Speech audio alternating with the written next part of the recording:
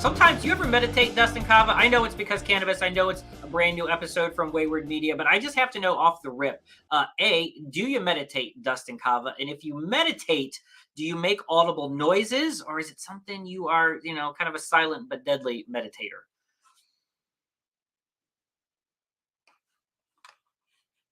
No, you got all that talking, Dustin, and no one can hear you. That's what we got. Oh my gosh! Again. Right off the bat. Episode 4 back to Yeah, come on. We are like episode 50 and counting, Dustin Kava here on Because Cannabis from Wayward Media, wayward.media at MeetWM socially. You would think, Dustin, after doing 50 plus shows together, when to unmute, but don't worry, I also unmuted wrongly at the beginning of the show. Anyway. Back to where we were, because I was starting with my which kind of sounds like a Led Zeppelin song or maybe a cat dying. I'm not sure. Are you a meditator? Are you someone who goes tranquil? Can you put your brain silent for 30 minutes or so? No, I struggle with it. And if I meditate like I get a massage, I'm extremely audible. Oh yeah. Oh, you're one of those. Clearly. People. Yeah, no, I cannot shut the brain off at all, ever. So meditation is not one of my stronger suits. No, I'm not something I do like to try it. I do like try to relax. I try to think about nothing. And I do kind of make the noise. I see why. I think it's like in transcendental meditation, you have like a phrase that you use and you have to say that phrase.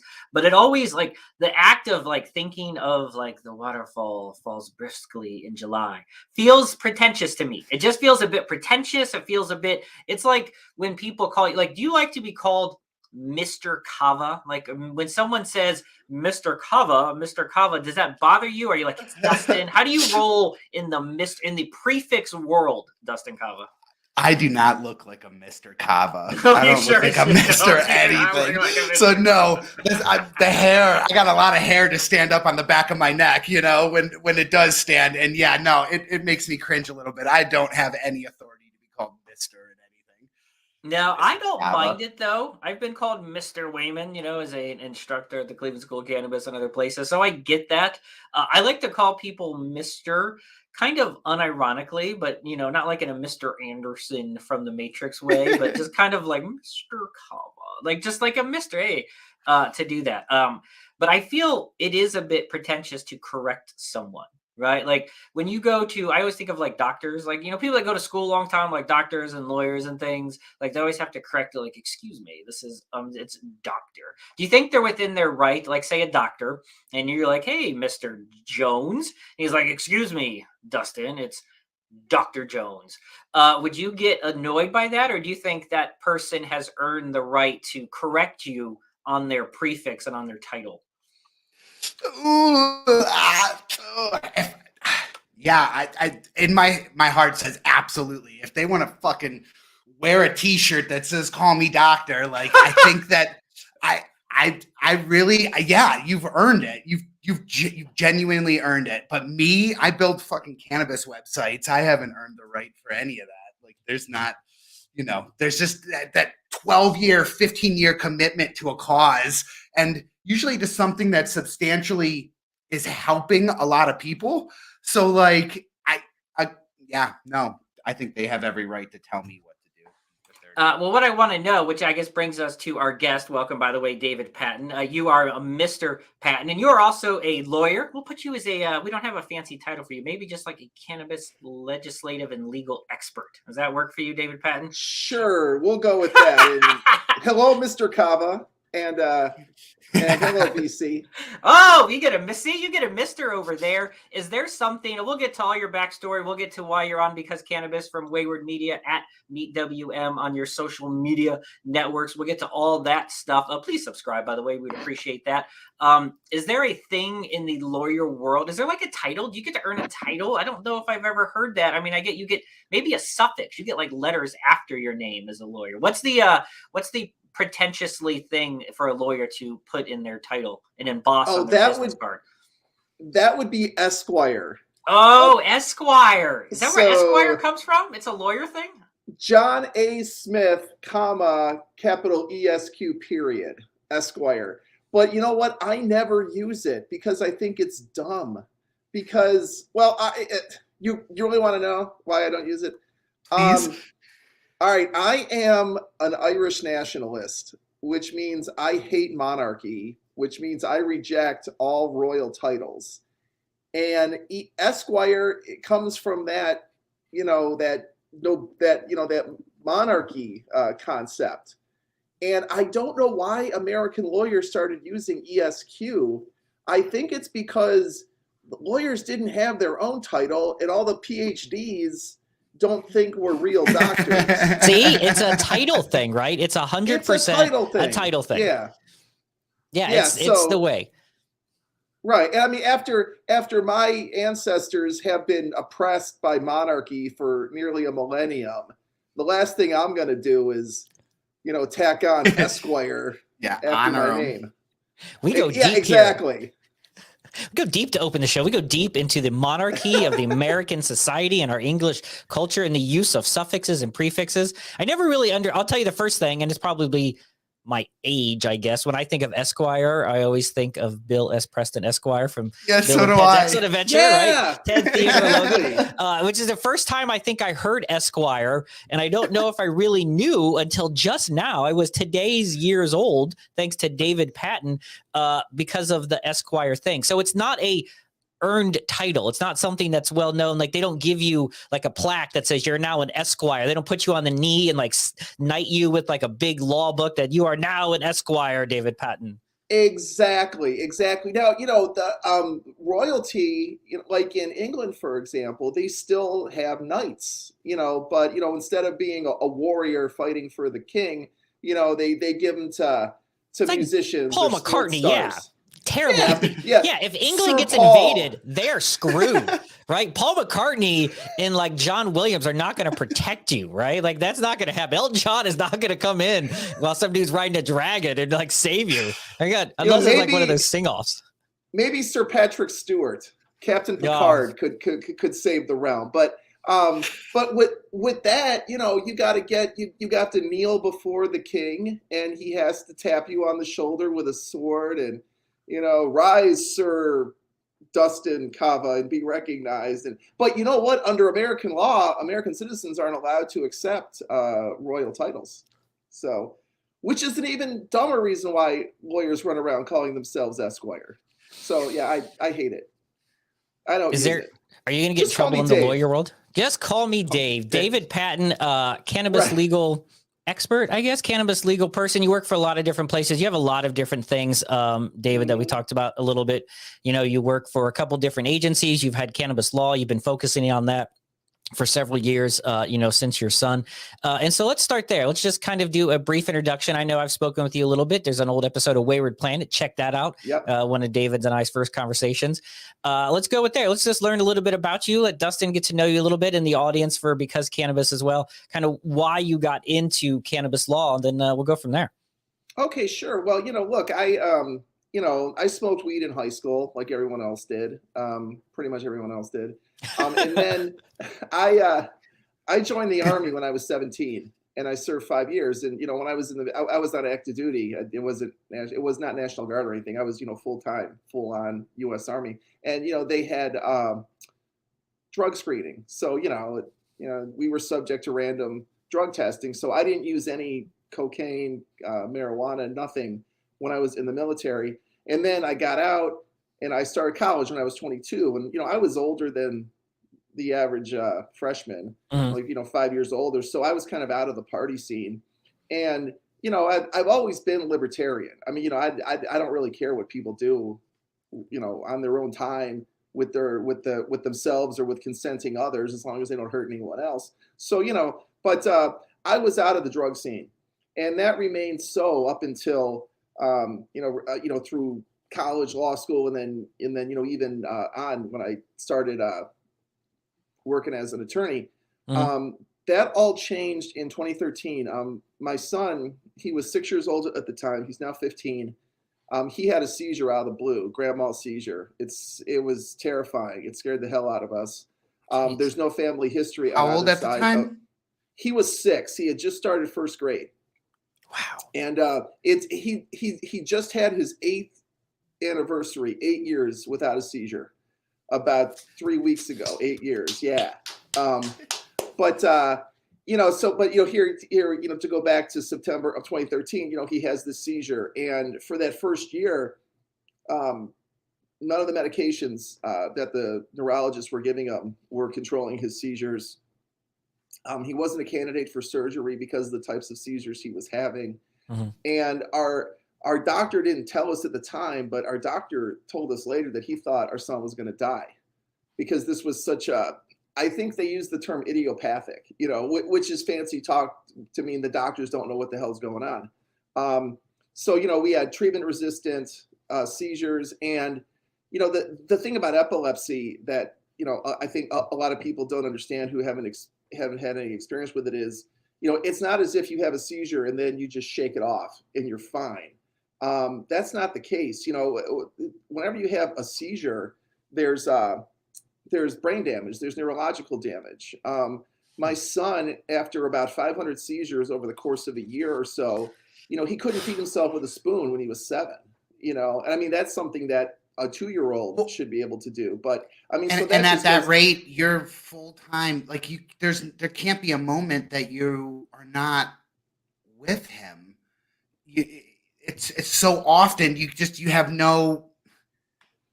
I can't imagine. Well, you're just always having to be focused. It leaves so little time for family, for other things. As someone, and you just run out of time, and it becomes that focus, which it has to be, but it becomes like draining. Like it just drains. Oh, absolutely, yeah. And Dustin, you're absolutely right. I mean, if a kid, I don't want to downplay something horrible like, you see a little kid like on the St. Jude TV commercials. These poor little children with leukemia. Okay, that's freaking horrible.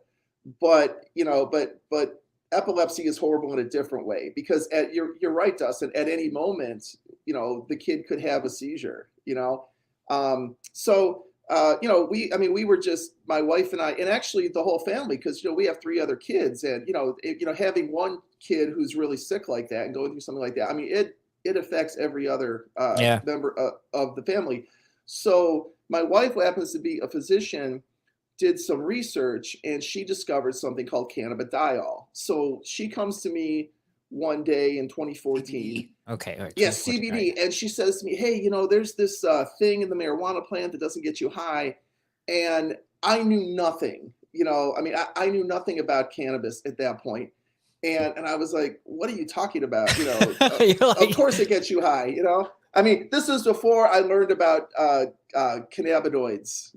You're in 2014, hundreds. So Colorado probably right around legalizing, along with Washington State. You've had a bunch of medicinals, but it's still very much hush hush. I mean, California had been legal for almost 18 years at that point, but still it was not something that was still widely talked about on the news. They didn't talk about it all the time. You were the science behind it, and I think it was the 2014 Farm Bill, which is when kind of that 0.3 designation CBD. So that term hadn't even really been put out in the public. It wasn't until the 14 Farm Bill and the 18 Farm Bill that CBD became a thing. So you're really early adopters, basically.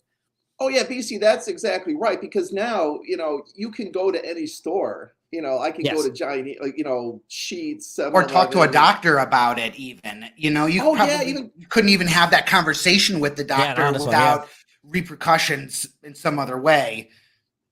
Oh yeah, and that's a big issue. I know all of the major healthcare systems. I'm here in Cleveland, Ohio, so we've got Coke and Pepsi. We've got Cleveland Clinic and University Hospitals. Okay, both systems have official policies where they don't allow their doctors to be involved in this. Mm-hmm. So yeah, I mean, just bringing it up to a physician would be potentially risky.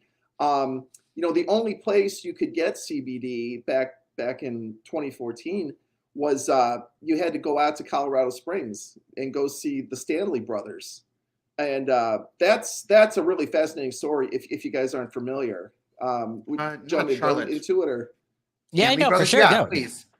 Okay, so here's the story that I heard. So there are these 4 brothers. Their last name is Stanley. They live in Colorado Springs, and they were, and I think still are, cannabis cultivators. All right.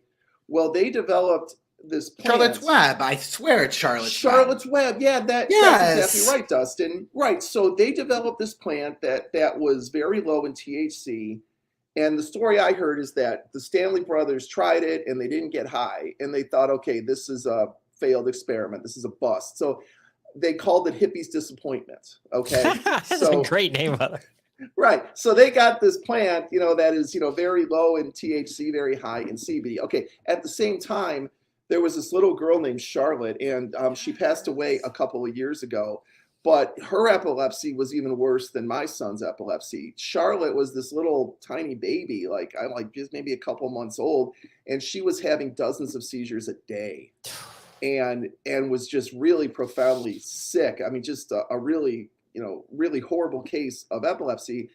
And Charlotte's mother was doing all this research, and Charlotte's mother discovered that, there's this thing called CBD, which can help seizures. So Charlotte's mother reached out to the Stanley brothers and said, hey, that plant that you guys didn't like? Well, that's exactly what I'm looking for.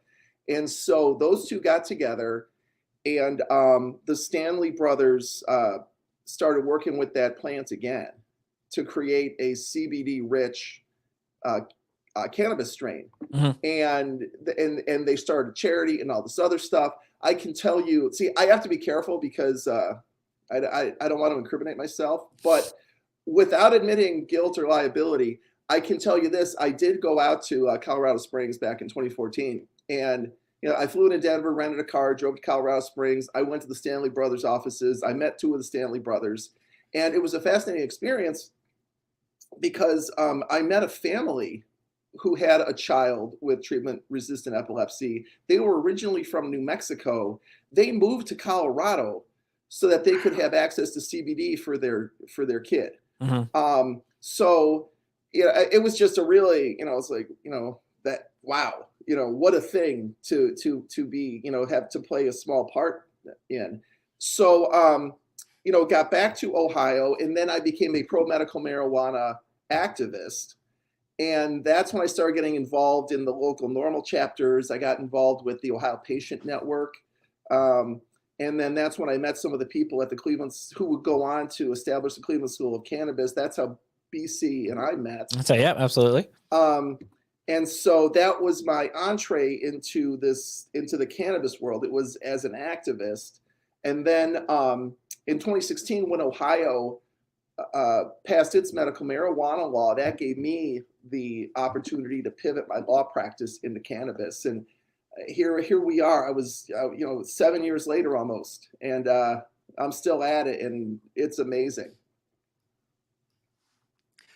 7 years. I mean, I just exited out of my company, and I was 7 years essentially with them. And I can even think back 5 years ago to Charlotte's story inspiring the shop to donate. I think we probably donated $10,000-$15,000 worth of CBD to patients who were making the argument against Cleveland Clinic, against a couple other organizations.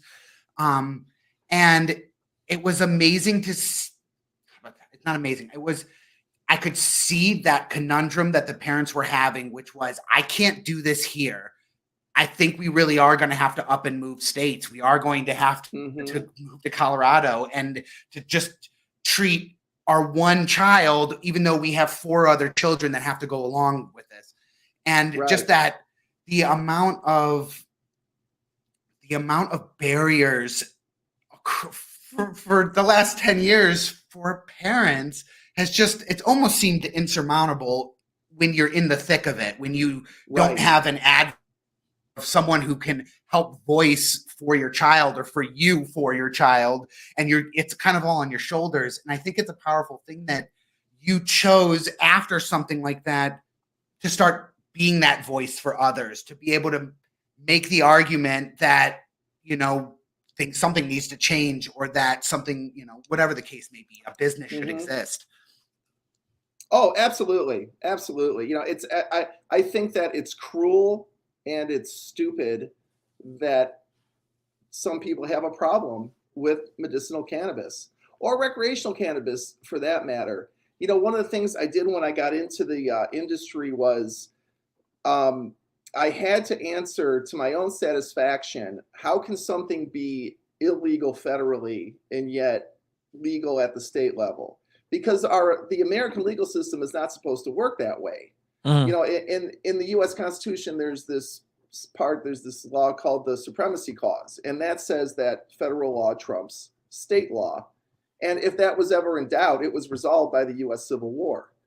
And I mean, from a strictly legal perspective, one of the legal consequences of the U.S. Civil War was that, the federal law, is, definitely without question trumps state law. Okay. So if something is illegal federally, then it's illegal at the state level. But with cannabis, we don't see that. And so it's this unprecedented, anomalous legal situation. But here we are. Well, and I think, it's been, and we talked about the history, and I think a lot of people know this, we go through whether it's California legalized medicinally in 96, and then you had all these other states hop along, and then Colorado and Washington in 14. And now we sit today with some 21 adult use states, like 37 medicinal, a few territories tossed in there, a little Guam, Puerto Rico action. And so we sit in this weird spot to where we have federally illegal, but mostly state legal. It's talked about all the time. You can go on any social media. There's reality shows about cannabis. So it's clearly socially normal. And if you go to a state like Colorado or California, which sold 8 billion, or even Florida, which does $1 billion medicinally every year in cannabis, it's pretty normalized. But I think it creates these conundrums for where, and I think you've interestingly positioned into a lot of times, David, is into helping entrepreneurs get started up, navigate a lot of those legal waters and things like that. And so, and Dustin and I were just talking, for example, starting up a company, for example, is it a good idea if we were to start a Because Cannabis company? Should we call it Because Cannabis, or should we just make it some random name? Because we feel like if we have cannabis, even in our name title, it puts a giant red flag in some agencies somewhere, right? Do people still have to operate that way? Is it still a good idea to basically have not shell companies, but normal names and try to avoid those red flags? Do you think cannabis companies do get picked on? That's the best word I can think of, from different state and federal agencies more often? You know what? Not so much from the government side, but definitely if you go down to a bank to open up a bank account and your name is Crazy Dustin's Cannabis company. I know it. I owned we've never met in the past, but I owned a high-end gallery, a smoke shop essentially, of American artwork, high-end wise.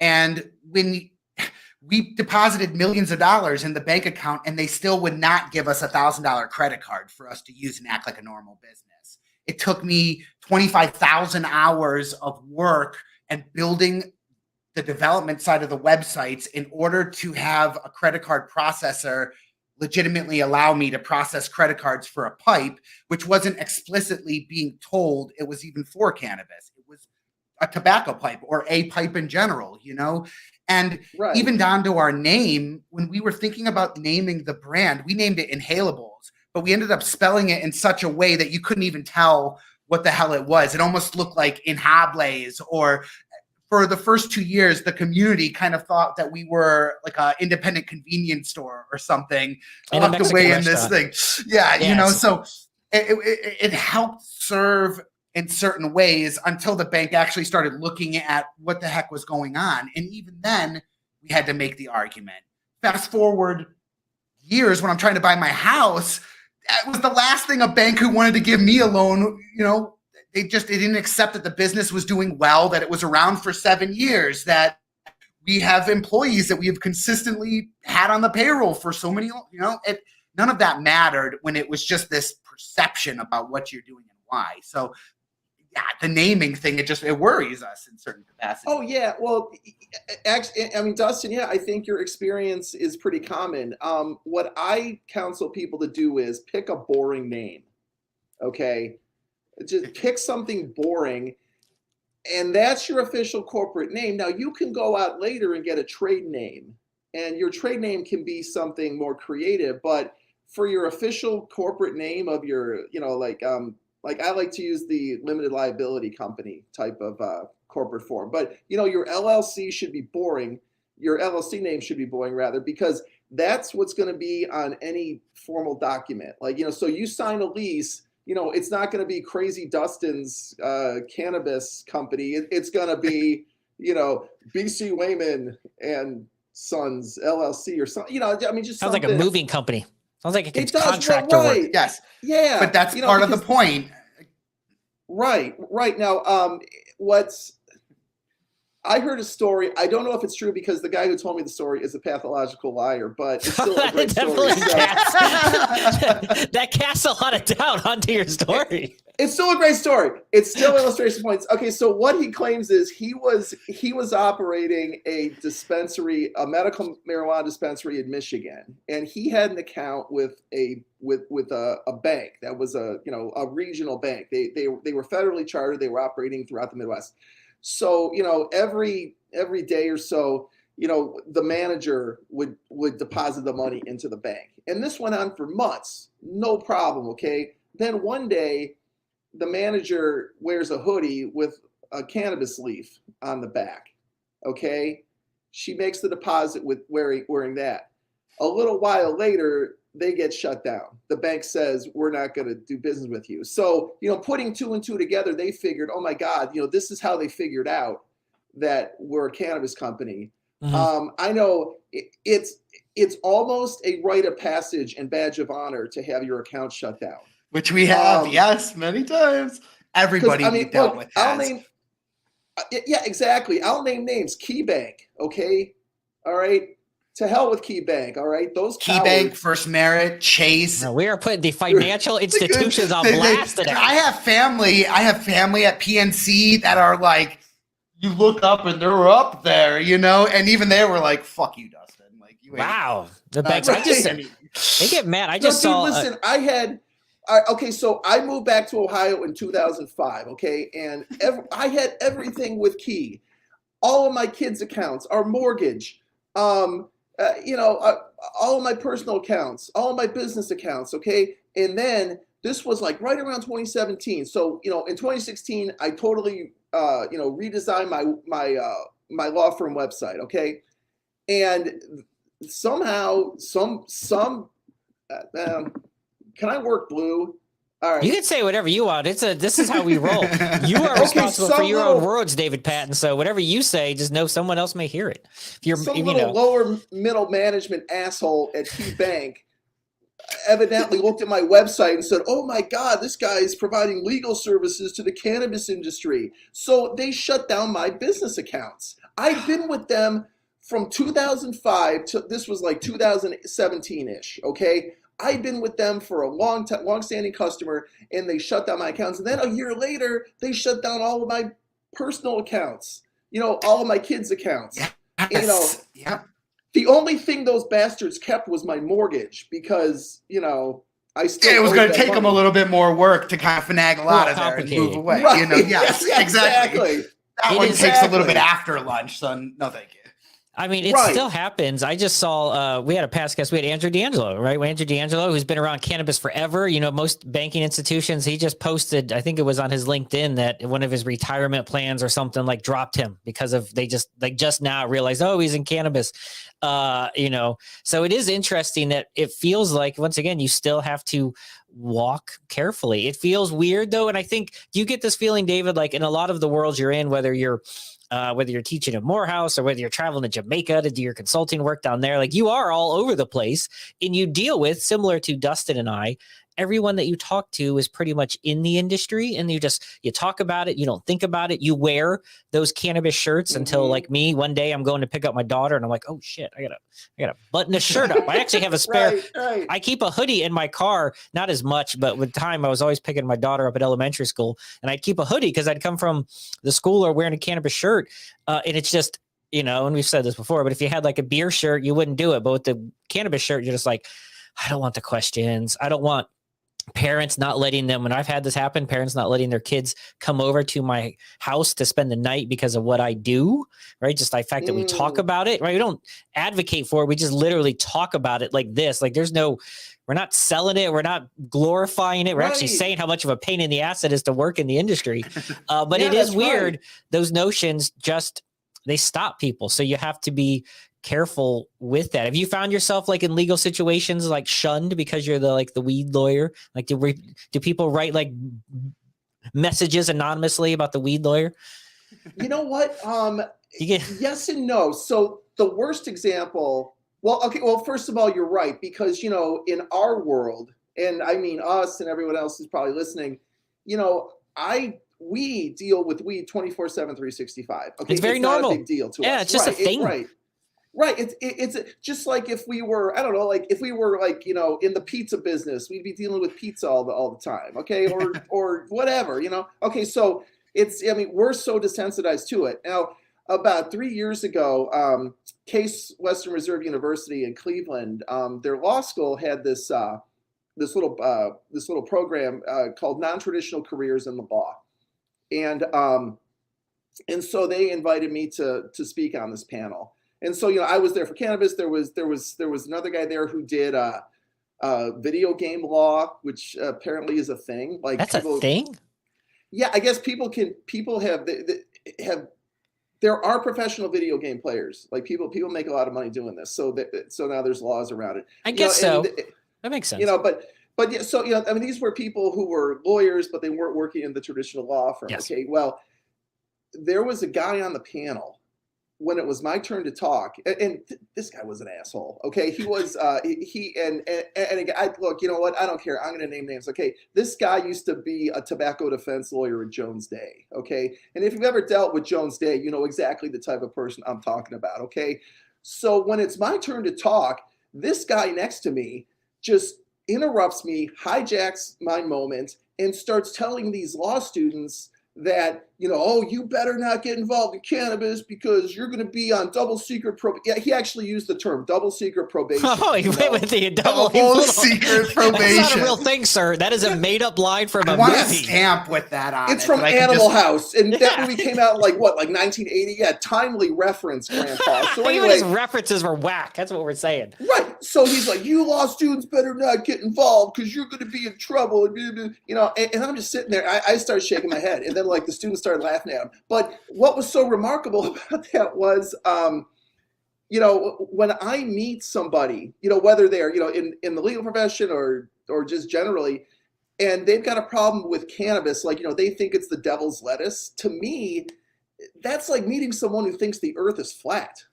I just can't deal with someone like that. Now, the good news is, all right, so I've actually been out of law school for 24 years now. Okay, so my friends and classmates from law school, a lot of them are, they've now graduated into senior positions in these large law firms, and they're doing god awful corporate litigation, and they're all jealous of me, and they wish they were. Yes. Okay, so that's cool. Awesome. Most of the younger lawyers I meet, they're like, "Oh, dude, I want to do what you're doing. Yeah, that's so freaking cool."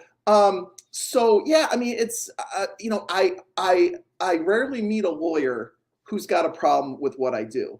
The one big exception is prosecutors and judges, particularly in Ohio, which kind of leads me into.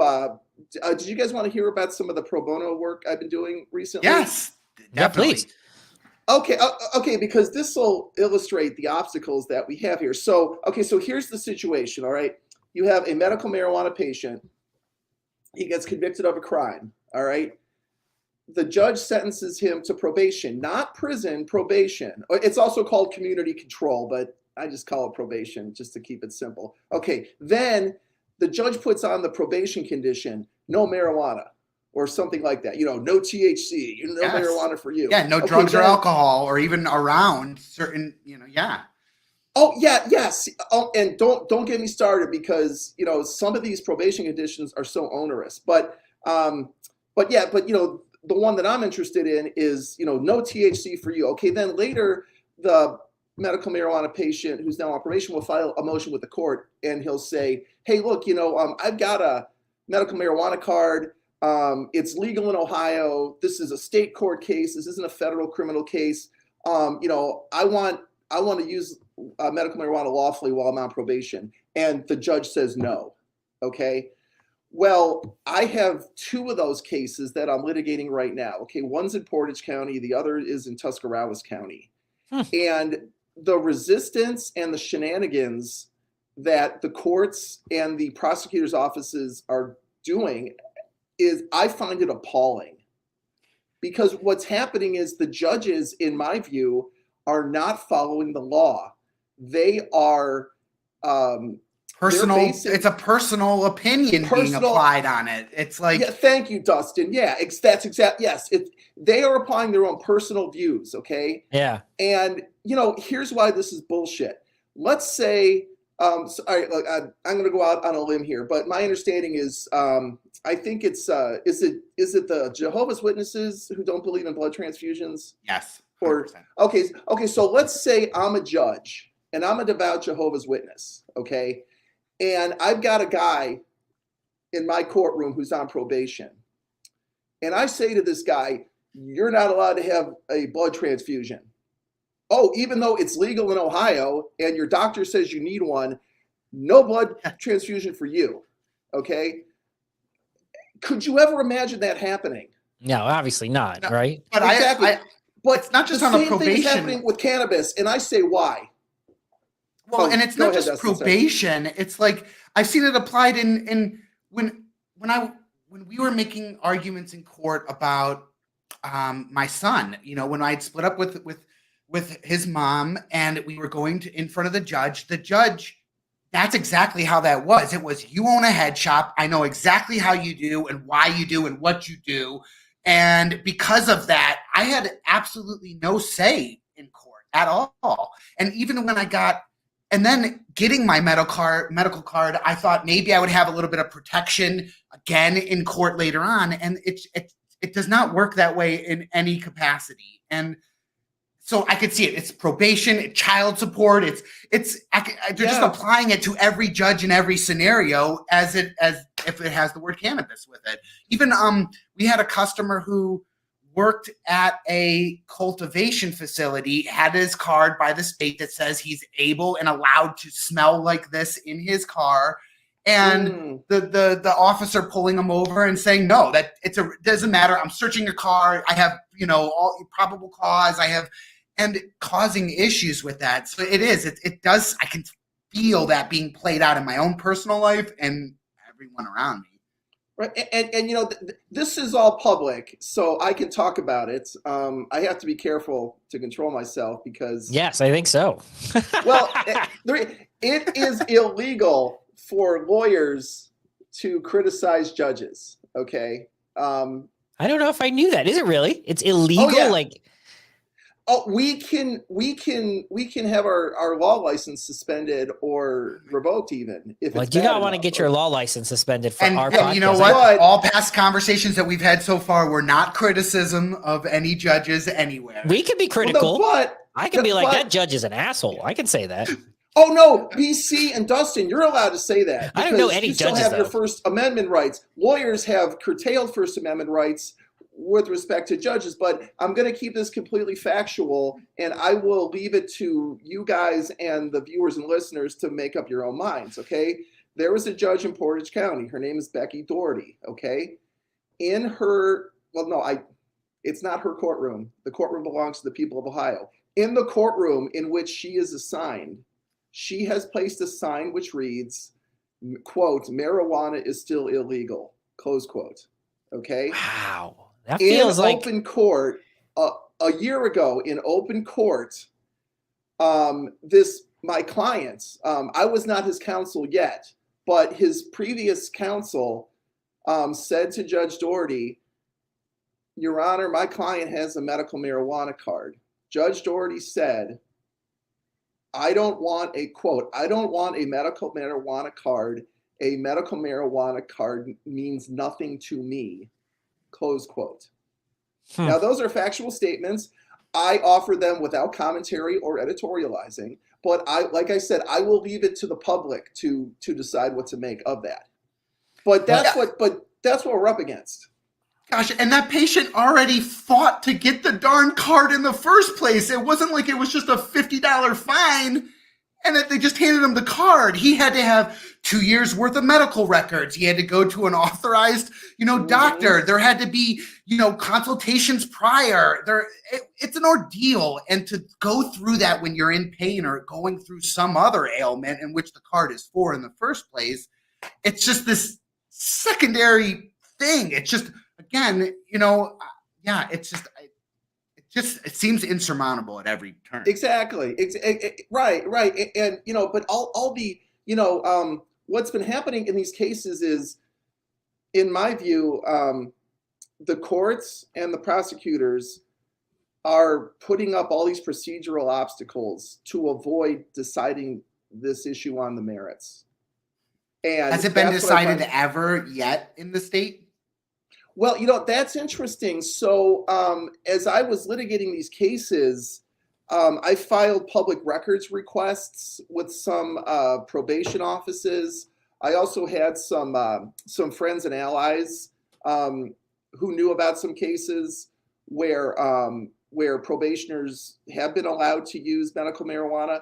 That, as long as I'm talking about judges who I disagree with, there are some judges out there who are good. You only remember the ones who piss you off. You only remember the ones That's who how are it good works, to you. though. But, yeah, for sure. But there's a judge, I believe she's in Summit County. Okay, now get a load of this case, right? Guy comes to her, okay, he's been accused of a crime. He's going to plead guilty, all right? And he's up for probation. He says to the judge, hey, look, I'm a medical, no, I want to take medical marijuana, okay? And the judge says, well, do you have a card? He's like, no, I don't. Okay, she's all right, fine. She puts this in writing in her order. The judge ordered this guy to go get a medical marijuana card and then come back to court with the card and show it to her. And then she said, if you do that, then I will order the probation authority not to drug test you for cannabis. Okay. Oh, okay. Now, this is right next to Portage County. So in one county, you've got a judge who is fine with medical marijuana and recognizing the fact that it is medicine in Ohio under Ohio law. And then literally across the county line, you've got another judge who's taking the exact opposite view. And, I think that's a pretty clear equal protection violation. But heretofore, the courts and the prosecutors have been working in concert, I think, to avoid having to make this call on the merits. Like they said, like one court said, oh, you didn't have a final appealable order, so we're not going to decide your case. Your case is dismissed. Okay. And then in the other court, there was just, I think, some flat out disobedience where the trial court just flat out disobeyed the appellate court. And now I heard through the grapevine that she's going to let the guy off of probation 2 years early to make the case moot. So there's just so much fuckery afoot.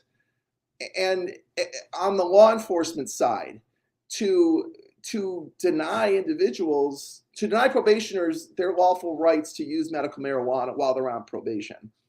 Do you think let's say, we've been talking, we've talked to some other people on the ballot, like maybe November 23 in the state of Ohio. And you obviously have some states which are, way more liberal and they're comfortable with it. Ohio clearly has begrudgingly had this medicinal. Do you think if the state went adult use or recreational, do you think those same judges, do you think that bias, which clearly it sounds like, would be continuing? Or do you think if it was a state law and not so much of a policy, it's kind of a law, but there's all these different policies. Do you think if it's state law, it changes a little bit with that? Or do you think it just stays the same and it's just the fight continues?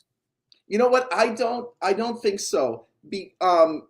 Even if there were recreational use, adult use, or we want to call it Ohio, I think that these judges who get elected by running as, hard-ass law and order judges would still seek to deprive medical marijuana patients of their medicine. Mm-hmm. It would just be done in a different way. Yeah. Well, but you know what? You might be right, Dustin, but I don't think they would have to do it a different way. So, for example, alcohol is legal. Since 1933, with the 21st Amendment, alcohol is now legal in the United States. Okay, but you see probation orders where a probationer might not be allowed to go into business that sells alcohol. Okay. They might not be able to use alcohol. And now, I mean, this gets a little far afield because, my focus is on cannabis law and policy. I'm really not a criminal defense lawyer, okay? But, for example, the Portage County Common Pleas Court, that's the state trial court in Ohio. They have standard issue standing orders, basically. They're standard probation conditions. And I find them appalling. Okay, like, for example, one of them says, if you're on probation in Portage County, Ohio, you're not allowed to associate with minors. Okay, there is no exception if you live with your own children. Okay, so if you're on probation and you live in your own house with your own kids and they're under 18, you've just violated a standing probation order. Okay, there's another standing order in Portage County. It says that probationers shall not engage in offensive conduct. Okay, what in the hell who defines that exactly? When I went to an R-rated movie, or I say bought a porno mag from the gas station, or what the hell? I mean, who's going to take away my children at that level? The gas station sell porno mags. I don't know. It's been 25 years since porno mags anymore. I knew if 7-Eleven had. Well, but okay. Look, I'm a Cleveland Browns fan. Okay, I find the Pittsburgh Steelers offensive. If I see someone wearing a Pittsburgh Steelers hat or a T-shirt, that offends me. Okay, so if I'm a Portage County judge, I can revoke someone's probation for wearing Pittsburgh Steelers gear. It's void for vagueness, unconstitutional. There's also a body of case law that says that there must be a relationship between a probation condition and the underlying crime. Okay, so like, let's say it's a drunk driving. Then clearly keep them out of the bars. Right, exactly. Okay, there's a nexus between the underlying criminal conduct and the probation condition. Okay, don't go to the bar. Okay, but when you have crimes that have nothing to do with drugs, like in the case of my clients, there's zero connection between the crime and drugs.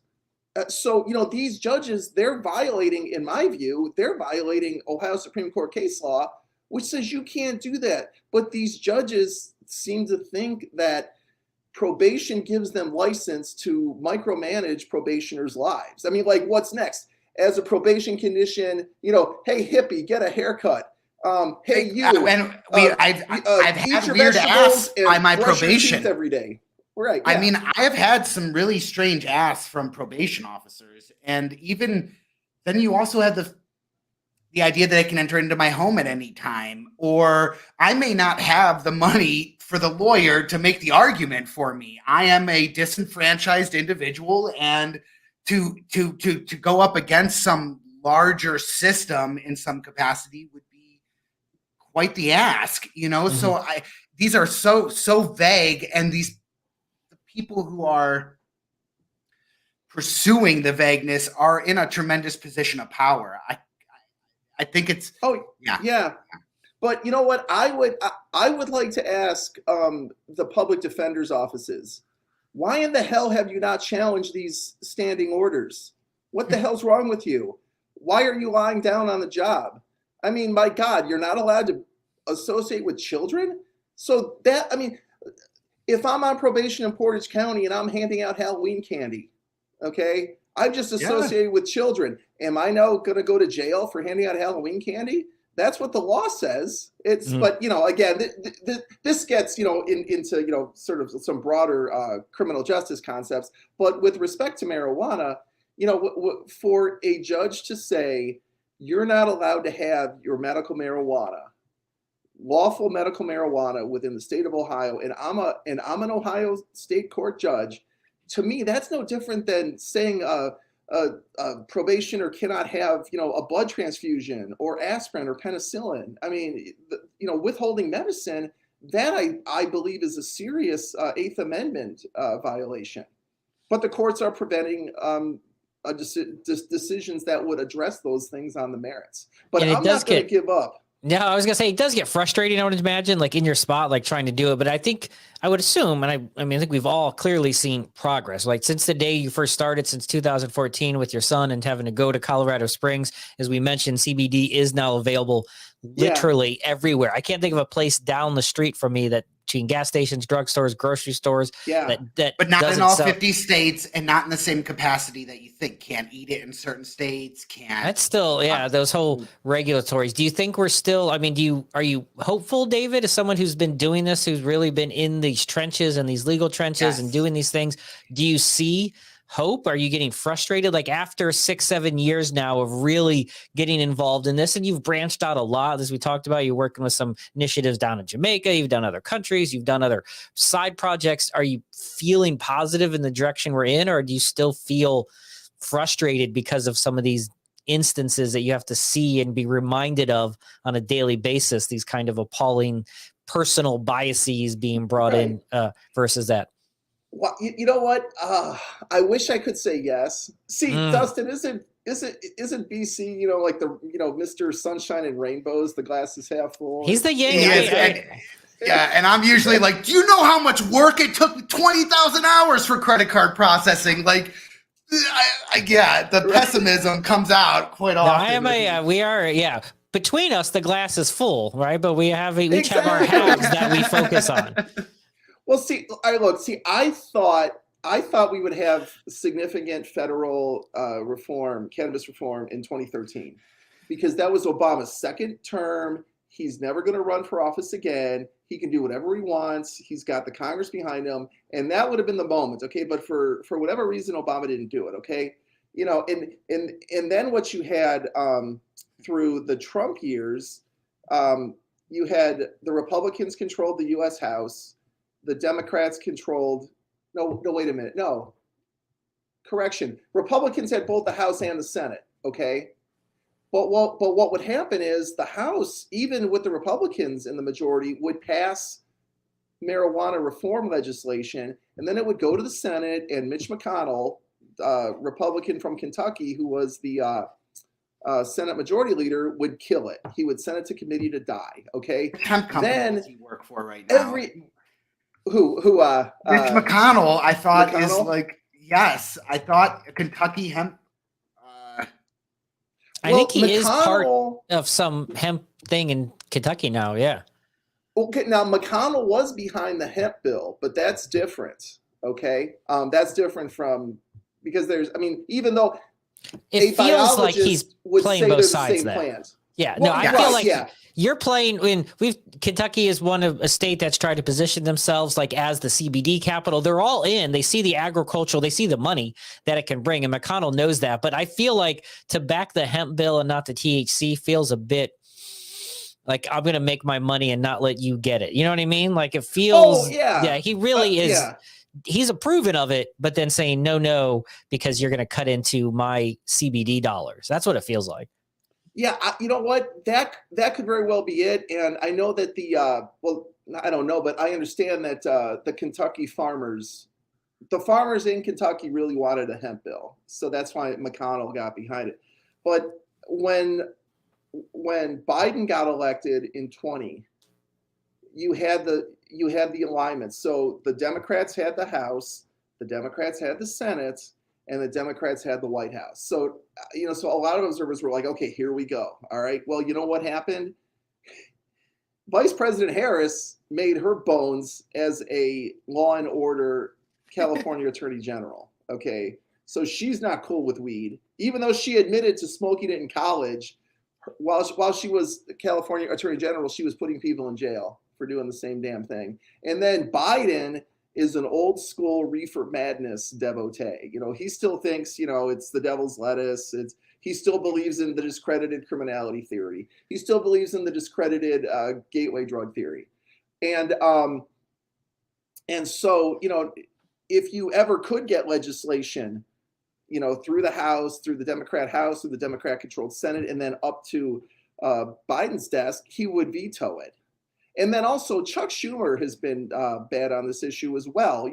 We could have had a significant cannabis reform bill come out of the Congress and go to the president's desk, but Schumer just threw all these Christmas tree ornaments on it, and it killed the bill. So, I just don't know.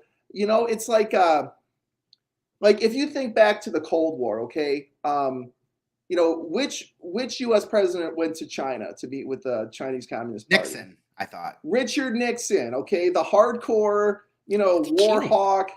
It's like only Nixon could have gone to China. Well, maybe it's going to take a conservative Republican to pass. I mean, counterintuitively, maybe it will be a conservative Republican. The one thing that's kind of a neat proposition. That's probably exactly how it's going to happen. But I think it goes back to what happened in Kentucky. I think it goes to the agriculture and to the salt of the earth. And we have had this conversation numerous times when they realize that you could farm this plant like your corn if you could grow it, which tends to float into more rural, which tends to float into more conservative. It's a plant. Farmers across America should be down with this because it's all the other agriculture that's out there. And it's a high profitable, way more profit margin on investment of cannabis versus corn per acre, right? You're just going to make more money than soybeans, right? So I think I would not be shocked if it leans that way, because you start to see the farmers of America in that industry kind of really push. And that's a big part of the conservative constituency, right? Right. Well, here's a couple things that give me some encouragement. So, do you guys know a guy named Dave Joyce? Dave Joyce, he is a member of the U.S. House of Representatives. He's from Ohio. And as I understand it, before he got elected to Congress, he was Geauga County prosecutor. And so he ran as a law and order conservative Republican. Okay. Mm-hmm. Typical, right? I mean, that's one way Republicans win, Yes. You appeal to your base. They love to be appealed to. Right. So prosecutor Joyce gets elected to U.S. Congress, and now he's the chair of co-chair of the Cannabis Caucus in the U.S. House. Okay. Hmm. There's another Republican member of the House I think she's from South Carolina. Her last name is Mace, I think, M-A-C-E. Again, conservative South Carolina Republican. She is really great. She's introduced a lot of really what I would think be very effective pieces of legislation into the House of Representatives. So you've got, two of the primary reformers are both on the Republican side of the aisle. So, I mean, it just doesn't seem like this issue, really shakes out the way one would expect between, Democrats and Republicans. So, who knows? I mean, maybe President DeSantis in 6 years will be the one to I would say no, because legislation. They're all in. Like, I would just off that one name, just given the fact that Florida won't go adult use, even though it is by far the single biggest medicinal state in the country. It has the biggest population, the third highest saturation rate of medicinal cannabis, hands and above, as I said, like by 30-40%, dollar bill wise, makes more money than any other state in medicinal cannabis. I feel like maybe you legalize it medicinally or something, but he seems to not be a fan of adult use, yet he's making money hand over fist in the medicinal market for his state. Oh, really? Yeah. Yeah. Well, yeah. I really have no patience for people who base their public policy preferences on the book of Leviticus. Okay. Dude, look, I mean, look, if you're not hurting anyone else, if you're a competent adult and you're fully informed and you have all the facts and you're not hurting anyone else, it's no one's goddamn business what you do in your private time. If you want to smoke weed and, watch cartoons on the couch, have at it. This is America, the land of the free, home of the brave, what is the moral difference between, cannabis and having a glass of wine or a shot of whiskey or a beer? I don't see any. I don't think what's weird is I think in our circle, and this goes back to being in the people that we talk to all the time in our circle, I think most people are okay with it, right? I think most people are like, Yeah, it's good. It's normal. It's those outsiders who do drink a 12-pack of Bud Light every day who say weed is bad. That's the weird part. Or it's big pharma money. I don't know what it is. I don't know. David Patton, no one seems to know, and I don't know if we're going to figure out that answer today. But so much for joining us today. It was such an awesome conversation. I know. We're just getting started. We're definitely going to have to have you back on the show, David, to sit and chat. We got a big 4-hour, 20-minute show coming up on April 20th, so hopefully you'll join us for that. Just all sorts of guests that day. There's lots of abilities. We'll put David's link to the Patton Law Firm and some other things in the description and the comments below, so you can click it and learn more about David. Don't forget, Because Cannabis every Wednesday, 4:20 p.m., Wayward Media, wayward.media. Make sure you subscribe, as well as don't forget wayward.media/giveaway. Go there for the giveaway, David. The giveaway. Giveaway. Thank you very much for joining us. We'll see you again next week, everyone. Thanks, Have a good week. Thank you.